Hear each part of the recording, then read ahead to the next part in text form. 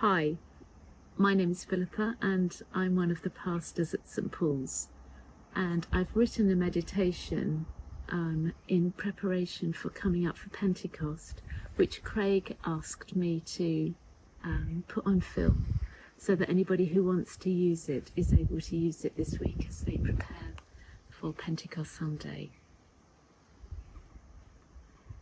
To start with, seat yourself comfortably wherever you are.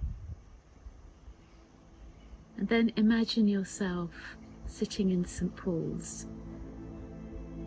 Breathe slowly and let your eyes fall shut.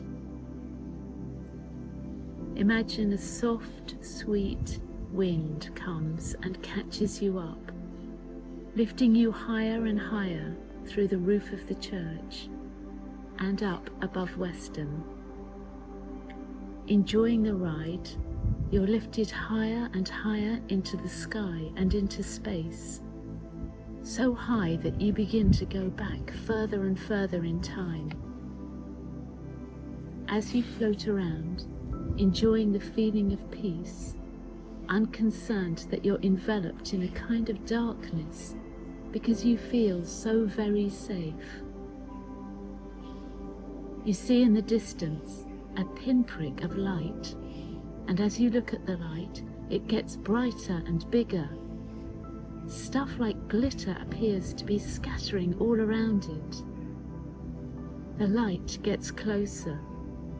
The glitter becomes orbs of fire, whilst other spheres move all around them. Your gaze becomes transfixed on one sphere. It seems that huge hands are holding this sphere, and you sense, rather than hear, laughter, deep, resounding joy.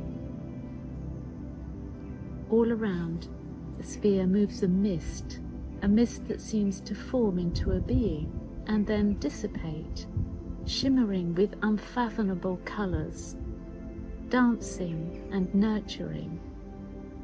The sphere has changed. Beautiful blues and greens have replaced the grey.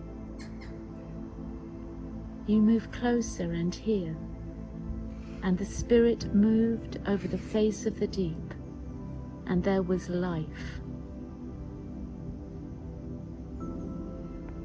In wonder, the breeze, that gentle wind that first lifted you from St Paul's, gently pushes you towards the sphere. The feeling of joy thrums through your entire being. In the distance, in a wondrous garden, a being kneels with hands in the soft brown earth. A person is taking shape under his tender hands, and you watch in wonder.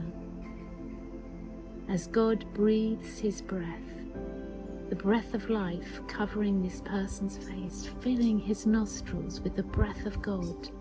The person inhales the breath of God, and he is alive, alive with the breath of God. The wind, like the gentle breeze of a summer's evening, fragrant and warm, pushes you gently onwards. You're in a room, tense with fear. Occasional comments break the silence. The contrast to the last scene is so marked. Suddenly another man is there, although how he got in is not apparent. The mood changes instantly. You watch faces tense with misery and fear go rapidly through expressions of startled bewilderment, longing, hoping, and finally joy at the arrival of this man. You watch as he breathes on them, and they can do nothing but breathe in his breath. Receive, Holy Spirit, he says.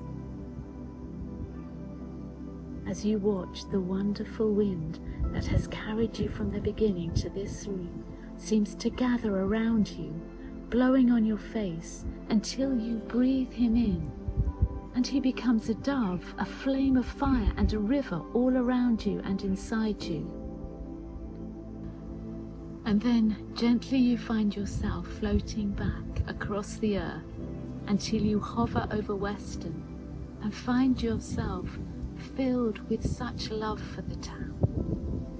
And the roof of St. Paul's comes into your vision, and you go back through the roof and find yourself again back in the chair that you're sitting in. And when you're ready, open your eyes. Thank you. That's just a different way of contemplation, a way of telling ourselves a story that maybe brings different aspects of Holy Spirit into focus, which hopefully is helpful as we prepare our hearts and our minds for Pentecost Sunday. Thank you. Bye.